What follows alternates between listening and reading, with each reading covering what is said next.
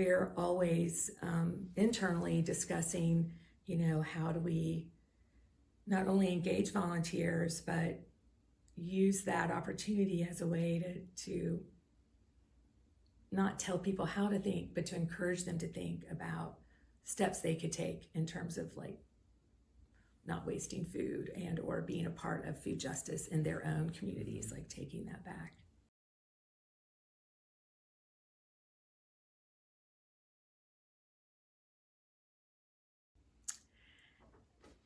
I think people are hungry, probably as they always have been, for connection and community and a place and a way to have deep roots, not shallow, a place to be accepted and to grow. And I think more than anything now, especially as a teacher and in the work that I do currently, I think people want to be connected to themselves, want to find themselves again if they knew and lost it, or really find themselves. And we can be so busy and so distracted and so on screens that we lose that. And so I think there's a hunger for knowing who we are, deeply understanding who we are and how we connect and work together, and how we need to work together.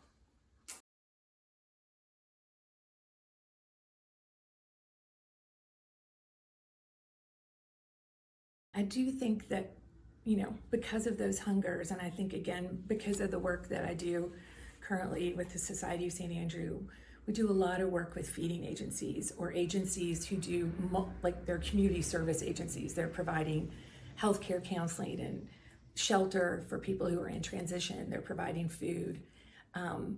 Everyone is constrained and limited, usually with funds and resources and volunteers.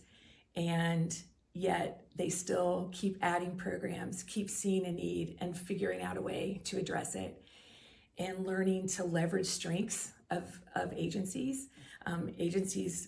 Again, nonprofits or people who are doing this work, finding others who are equally committed and passionate, and instead of saying, well, we just don't have that, we can't do it, saying, okay, we don't have that, but this group does, and let's reach out to them and see if we can join forces and work together to do that.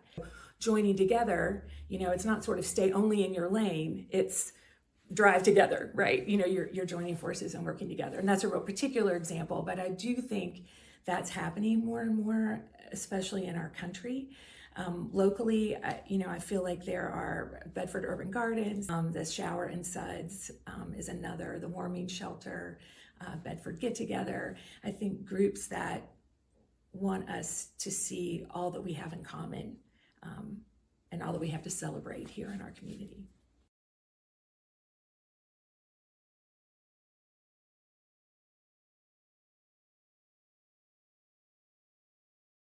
Well, my mom obviously was my first mentor, and she's with me every day, even though she's no longer physically present on earth.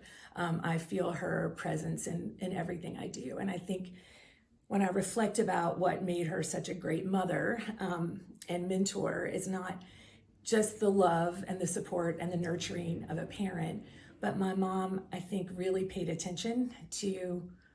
I was sensitive, I'm an introvert, I had a love of nature, a love of animals, and she not only cultivated those, but kind of encouraged me always to be curious, to be a thinker, and to ask questions. And so my family put up with that curiosity, and that was nurtured. And I think that mentorship then gave me, I think, the ability as I grew older to be comfortable asking questions and to be comfortable being myself, which I think is really hard. I think if you don't have a community, whether it's a found family or your birth family, to accept you with all your flaws, it's hard.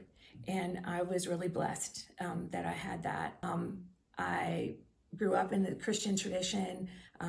I do, I lean on Richard Rohr, but I also have found a lot of faith and holiness in sort of secular books. I'm a big reader.